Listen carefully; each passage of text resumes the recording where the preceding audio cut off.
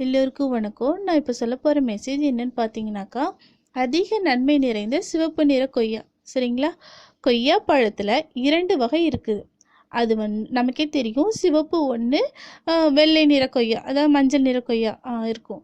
அந்த 2 வகை நிறமுள்ள கொய்யா பழமானது நிறத்தில் மட்டுமல்ல, அதனுடைய மருத்துவ நன்மைகளிலும் பல வேறுபாடுகளை கொண்டிருக்குது. சிவப்பு நிறத்தில் இருக்கும் கொய்யா பழத்தில் கேரட் மற்றும் தக்காளி பழத்தில் இருக்கும் கரோட்டினாய்டு என்னும் நிறமி அதிகமாக இருக்கு. மேலும் இதில் நீர்ச்சத்து, விட்டமின் சி மற்றும் போன்ற சத்துக்கள் அதிகமாக நிறைஞ்சிருக்கு. சிவப்பு கொய்யா பழமானது நீரிழிவு நோயாளிகளுக்கு ஏற்ற அற்புதமான ஒரு பழமாம். எனவே அவர்கள் இந்த கொய்யாவை அடிக்கடி சாப்பிட்டுட்டு வர்றது டைப் 2 நீரிழிவு நோயாளிக்கு ஏற்படும் வாய்ப்பு குறையுது. சரிங்களா?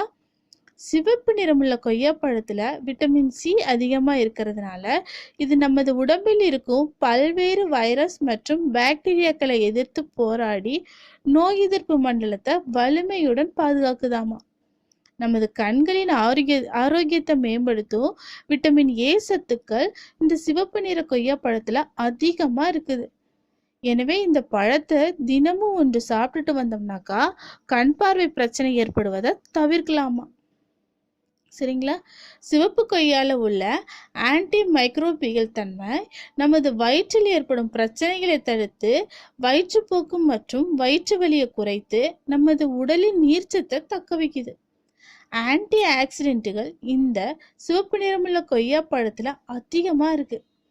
எனவே இந்த பழத்தை நாம் தினமும் சாப்பிட்டுட்டு வந்தோம்னாக்கா நமது உடம்புல புற்றுநோய் செல்கள் எதிர்த்து போராடி புற்றுநோய் ஏற்படாமலும் தடுக்குது. ஓகேங்களா? இந்த கொய்யாப்பழம் ரொம்ப விலை கம்மி தான், எல்லாரும் சாப்பிடலாம். ஆப்பிள் ஆரஞ்சுன்னு ரொம்ப ஹையாக போகாமல் சாதாரணமாகவே விற்கும். ஒரு 20 ரூபா தான் இருக்கும் கிலோவே. எல்லாரும் வாங்கி சாப்பிட்டு நம்ம ஆரோக்கியத்தை பேணலாம். ஓகேங்களா? இந்த மெசேஜ் உங்களுக்கு பிடிச்சிருக்குன்னு நம்புகிறேன்.